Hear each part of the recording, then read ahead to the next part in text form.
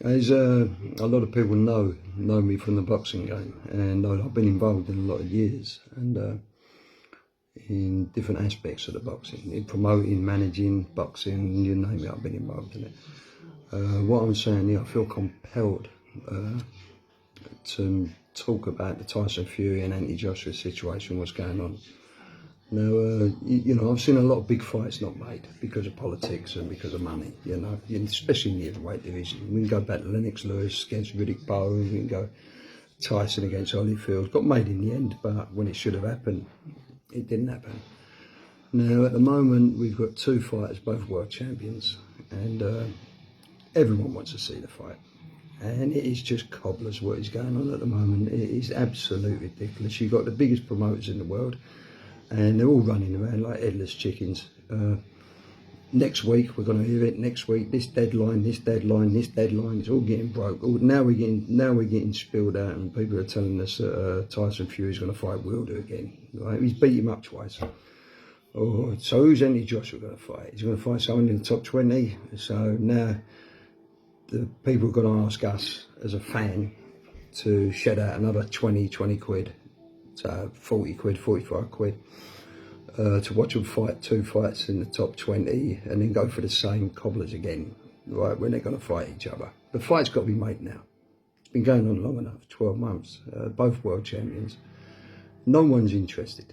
No one in sport as a fan is interested in watching them two fighters fight anyone else. You know, it has to happen. It's unfair as well. Is, you know, they've been sitting there holding the world titles for a number of years now.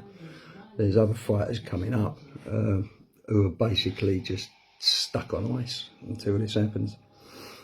And you know, the people and the fans, we need to do so. We need to have a voice. Look what happened in football last week with these cobblers with the European League. The fans stood up and the people had to listen. And at the moment, this is what the fans need to do. You know, as I'm CEO of Fight 100, and for all our social media, I get daily people asking me who's going to win out of Joshua and Tyson Fury, and I'm sick to death. Sick to death of you know, how can I say who's going to win? Because the fight ain't been made. You know, we just keep getting promises, and what I'm asking people to do now is like what happened last week with, you know, the football supporters. They got behind and they said, right, that's it, enough's enough. And I'm asking people to turn around now, come onto our website, subscribe to our website, put your email address down.